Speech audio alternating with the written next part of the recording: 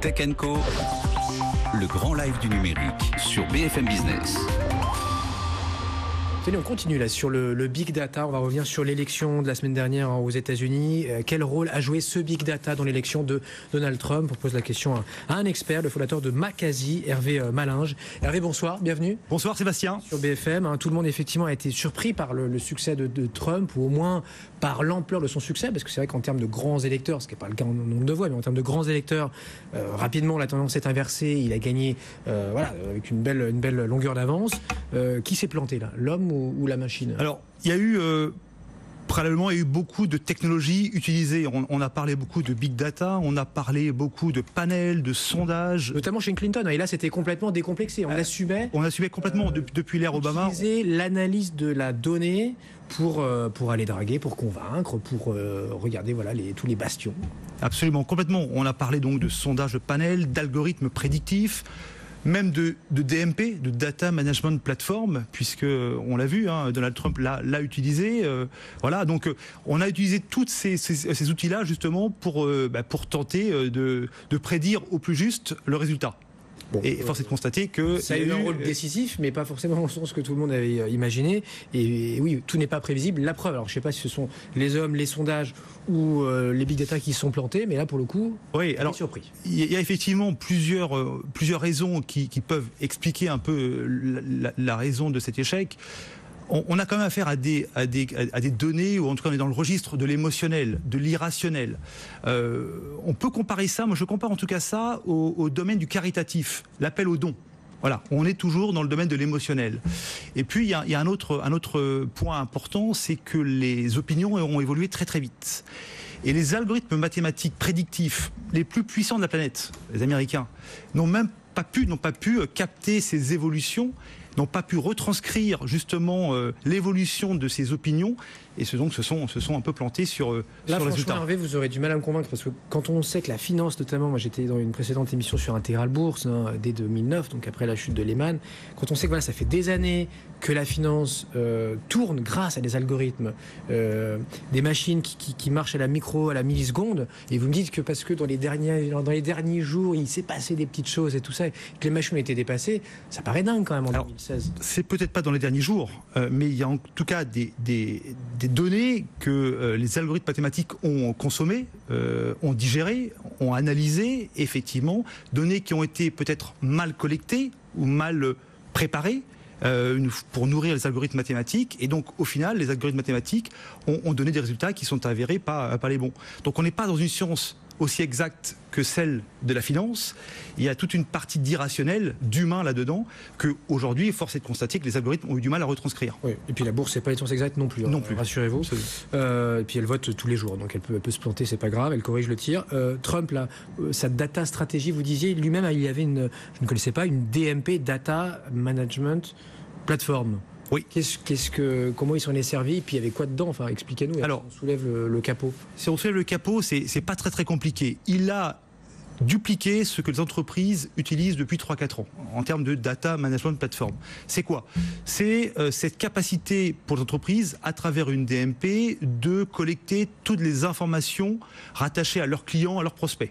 Premier point. Deuxième point, une fois qu'elles ont collecté ça, c'est d'être capable d'analyser et surtout de prédire le comportement futur de leurs clients et de leurs prospects. Pourquoi? Au final, diffuser des campagnes publicitaires extrêmement ciblées et personnalisées avec le bon message. Donald Trump, il a fait la même chose. Ils ont dupliqué ça au domaine électoral. Ils ont créé une DMP. Ils ont collecter, centraliser les données rattachées aux électeurs. En quanti et en quali. Quand je tape sur l'immigration, ça fonctionne bien. Je continue, je remets une couche. Quand je tape sur la tech avec Apple, Amazon, en disant tiens, payez plus d'impôts, rapatriez vos productions et tout ça aux USA, ça fonctionne sur mon électorat. Je vois qu'il y a des retweets, les gens aiment, like et je sais pas quoi. Boum, je continue à taper dessus. Absolument. Il a utilisé beaucoup les réseaux sociaux. Il a collecté beaucoup de données quali à travers les réseaux sociaux. Il le dit lui-même. Il a vraiment gagné ou peut-être gagner grâce aux réseaux sociaux. Alors même que voilà, toute la Silicon Valley était anti-Trump, lui, il s'est servi de tous ces outils, et c'est peut-être ça qu'il a fait élire. Si on veut comparer, je pense que Clinton a utilisé les mécaniques traditionnelles offline, les grands débats, les grandes conférences, alors que lui a été un peu plus sur le domaine du digital, des réseaux sociaux. Il a capté de la donnée, il a converti cette donnée en modèle prédictif, et puis il a adressé des messages publicitaires de façon ultra ciblée à l'endroit des gens qui votaient pour lui, ou aux gens qu'il fallait convaincre, voilà, avec des arguments pro-Trump, effectivement, qui correspondaient réellement à sa stratégie. Mais est-ce que c'est quand même, voilà, ce résultat totalement surprenant dans la première économie du monde, la plus riche, peut-être plus grosse démocratie, si on met l'Inde de côté, est-ce que voilà, ça va remettre en cause ces modèles prédictifs là, que vous semblez défendre, et on comprend, parce que ça fait 20 ans que vous baignez dans la data. Oui, moi ça fait quelques 20 ans déjà que je baigne là-dedans. Non, je ne pense pas sincèrement que ça remettra en cause la pertinence des algorithmes prédictifs. Par contre, il y a des enseignements qu'on doit tous tirer de cela, c'est que, il faut toujours mieux collecter la donnée pour mieux l'analyser et donc nourrir des algorithmes prédictifs qui seront performants demain. Voilà. Donc on a un gros travail à faire sur la qualité de la donnée, l'analyse de cette donnée, et puis deuxième point, sur également peut-être revoir les modèles mathématiques. Voilà, donc c'est, je pense, Ils sont par définition programmés par des hommes. Il y a toujours un homme derrière la machine. Complètement. Donc, après, il y aura l'intelligence artificielle, ce sera autre chose, mais on n'y est pas totalement. On n'y est pas tout à fait, absolument, on n'y est pas totalement. Donc, on est sur à la fois deux paramètres, les paramètres de la data en elle-même et le paramètre de l'algorithme mathématique proprement dit. Absolument. Les méthodes de ciblage, les DMP, la Data Management Platform, est-ce que c'est déjà ou est-ce que ça va être utilisé par nos candidats à droite, au centre, à gauche? J'en suis convaincu. J'en suis convaincu. D'ailleurs, depuis quelques semaines, voire quelques mois déjà, il y a certains candidats à l'élection présidentielle française qui utilisent déjà des technologies identiques à celles-là pour commencer à collecter de la donnée, à prédire le comportement de vote des uns et des autres, pour commencer justement à adresser des messages ultra ciblés. Donc j'en suis convaincu. Vous travaillez avec eux? Pas encore. Non. Pas encore. Comment vous êtes au courant? Alors voilà. Ça se sait, c'est dans le domaine public. Exactement, ça se sait, absolument. Donc là, vous pensez à qui? On sait que Sarkozy est très fort. En on là sur Facebook et tout ça, très Nicolas présent.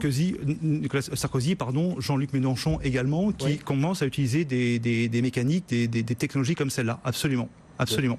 D'un mot, Makazi, vous venez donc dans Tech & Co, Hervé, Makazi, oui. votre société, votre cabinet. Oui, on est éditeur d'une DMP, on baigne dans l'univers du big data, des algorithmes prédictifs. Moi, je suis entrepreneur depuis déjà une bonne quinzaine d'années, puisque j'ai créé plusieurs sociétés dans ce domaine-là. Voilà, on est 50 personnes, on est une start-up française. Voilà, on a aussi levé des fonds de notre côté, et puis on adresse donc tout ce marché-là de la DMP à travers des algorithmes mathématiques pour commencer à diffuser des messages ultra ciblés dans le domaine du retail, dans le domaine de l'e-commerce et maintenant peut-être dans le domaine de la politique. La data, effectivement, adaptée à la politique. On n'a pas fini d'en parler. Après les US, place à la France. Tous les soirs, Tech & Co, 20h, 22h. Et même le vendredi, n'oubliez pas aussi le best-of le week-end. C'est BFM Business. Bonne soirée.